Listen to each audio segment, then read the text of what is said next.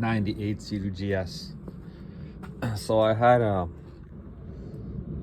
problems with the Sea-Doo lately. It would run, it would die. I had it on the water.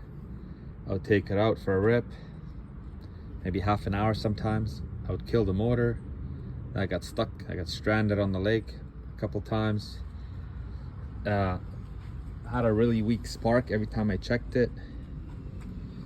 I don't know what was going on. I thought it was the computer.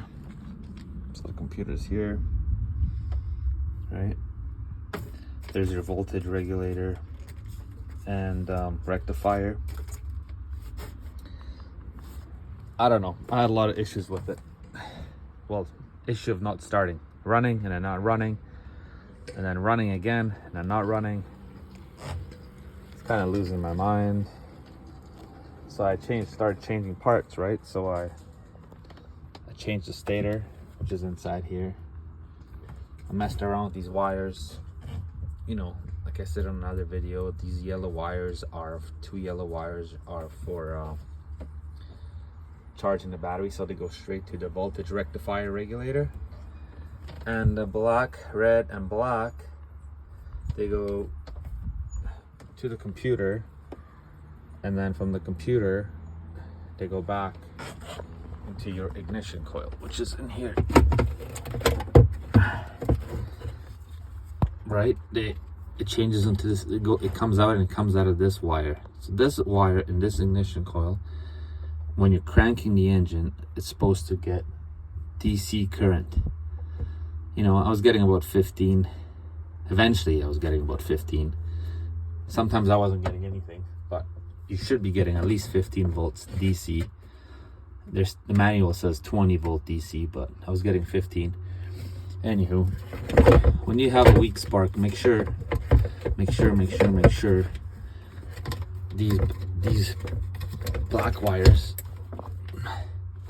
these ground wires here, are all tight. Make sure you're getting voltage out of here, DC, not AC of any sort.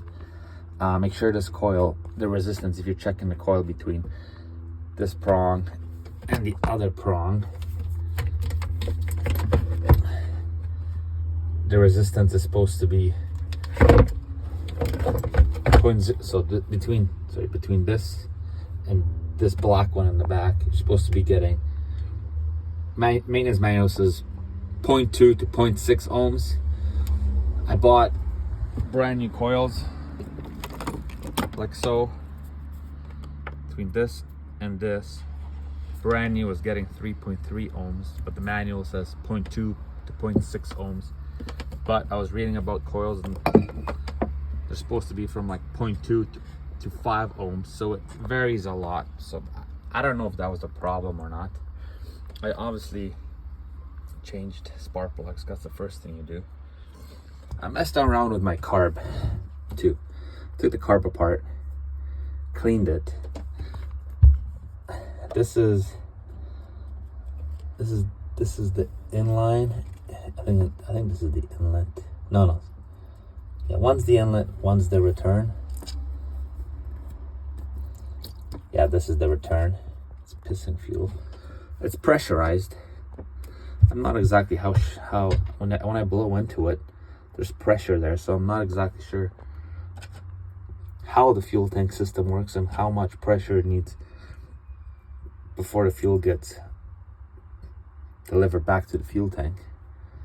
But anyways, and then it has a pulse pump. This is a pulse fuel pump right here, and it's connected with a hose down to the bottom, to the engine, to the crankcase, and it generates a sucking pulse, like a pulse back and forth, which pumps fuel from the fuel tank.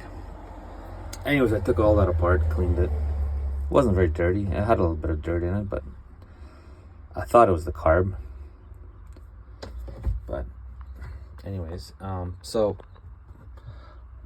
what I've done though is I've just recently replaced the starter coil, right? So you got voltage coming in from the start switch to the solenoid, which kicks in the starter. So I replaced that. It was cheap. It's 20 bucks. And then, what is very, very, very, very important, make sure that your terminals are tight and you have a good battery, the proper size battery, because that matters too. If your terminals come loose while you're riding, you're not going to get proper voltage back to the computer and might give you a weak spark. That could be an issue too. So yeah, been troubleshooting with this thing a lot, and so the sound it's supposed to make two beeps that are a little bit long. Like, hear those beeps? They're a little longer than I used to have, I think. This is the original computer. I did buy an extra computer for it, but this is the original one I put back in.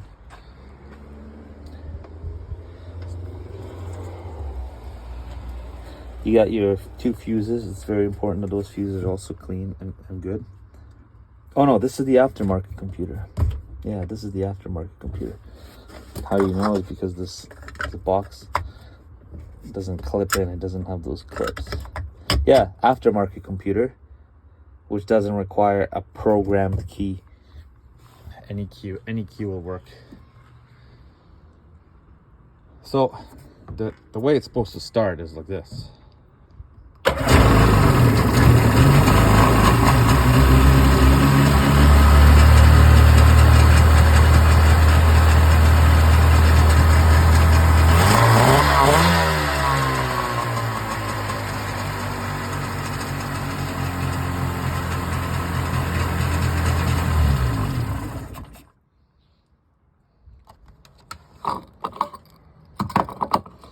Yeah, I thought it was a fuel problem, back pressure in the fuel. It's too much. I thought the return fuel wasn't coming back into the fuel tank. I'm not 100% sure how much pressure it's supposed to, how much back pressure that actual return line is supposed to have. But yeah, I got it finally running.